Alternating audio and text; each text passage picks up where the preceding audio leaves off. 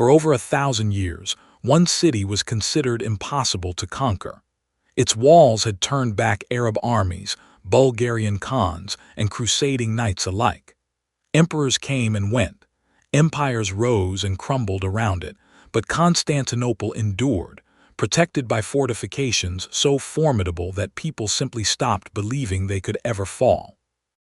Then, in the spring of 1453, a 21-year-old sultan decided to prove everyone wrong. This is the story of the fall of Constantinople, the end of the Byzantine Empire, the birth of a new imperial age, and the single most consequential siege in medieval history.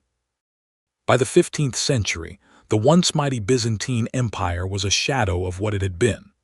Where it had once stretched across the eastern Mediterranean, it now consisted of little more than the city of Constantinople itself and a scattering of outlying territories. The emperor, Constantine XI, ruled over a capital surrounded on nearly all sides by the rapidly expanding Ottoman Empire. Constantinople had survived numerous sieges over the centuries, largely thanks to its extraordinary defenses. The Theodosian walls, a triple line of fortifications built 1,000 years earlier, layered with moats, outer walls, and a massive inner wall that had never once been breached by direct assault. Across the strait in the Ottoman capital, a young sultan named Mehmed II had recently taken the throne. He was ambitious, deeply intelligent, obsessed with military engineering, and utterly fixated on a single goal that had eluded generations of Ottoman rulers before him, the capture of Constantinople. Where his predecessors had tried and failed against those legendary walls, Mehmed believed he had found the key. That key came in the form of a Hungarian engineer named Orban. Orban had originally approached the Byzantine emperor, offering to build massive cannons for the city's defense. Constantine, with an empty treasury and no way to pay for such an expensive project, turned him away. Orban then took his designs to Mehmed instead, and Mehmed paid handsomely. Under his direction, Ottoman foundries began casting some of the largest cannons the world had ever seen, including one enormous bombard nearly 27 feet long, capable of firing stone cannonballs weighing over half a ton. These weapons were designed for one purpose: to do what no army in history had managed to do, bring down the Theodosian walls. In early April of 1453, Mehmed's army arrived outside Constantinople. Estimates vary, but the Ottoman forces likely numbered somewhere between 50 and 80,000 soldiers, supported by a massive fleet blockading the sea approaches. Inside the city, Constantine had barely 7,000 defenders to hold a wall system stretching for miles, a desperate imbalance, but one the emperor hoped the ancient fortifications could offset.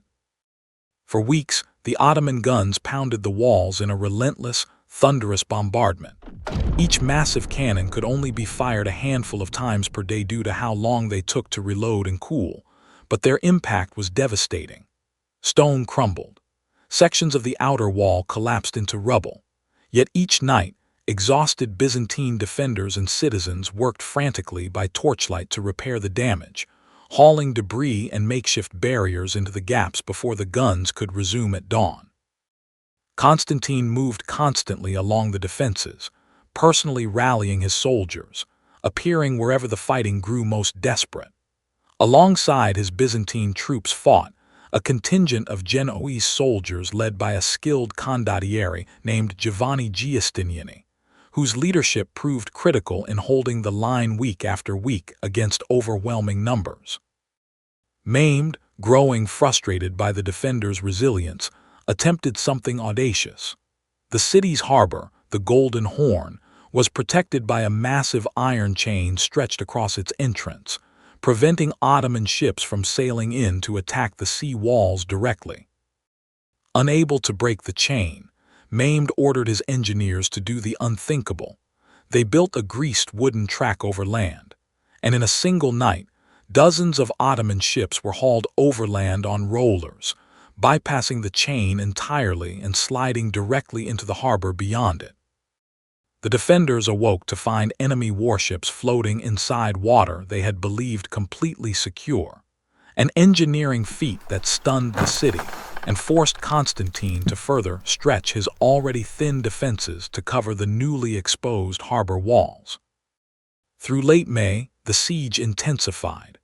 The bombardment grew heavier, the walls grew weaker, and the defenders, already exhausted from weeks of non-stop combat and repair work, began to run out of both men and options.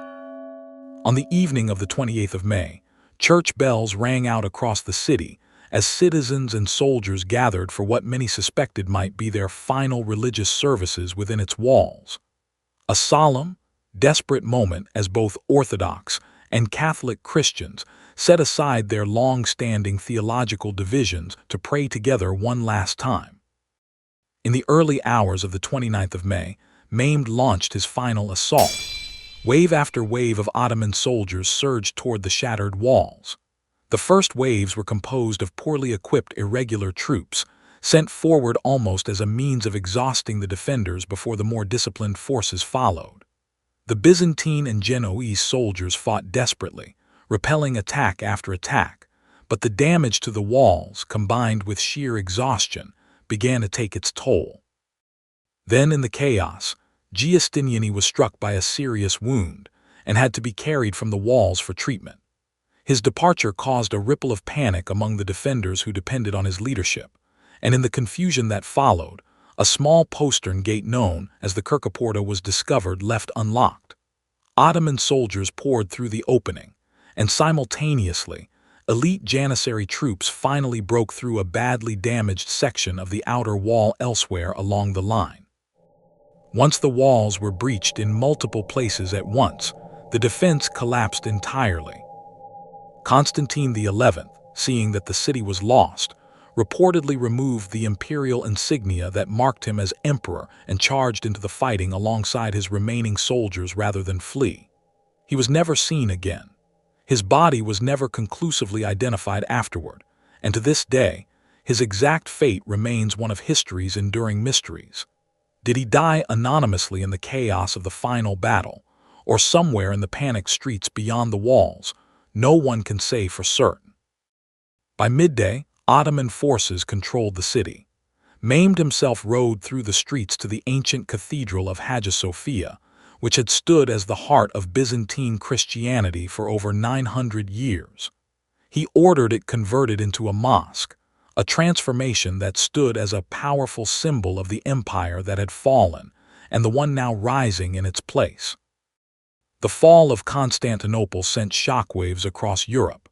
For centuries, the city had stood as a buffer between East and West, a final remnant of the Roman Empire that had technically endured, in an unbroken line, for nearly 1,500 years since the days of Augustus.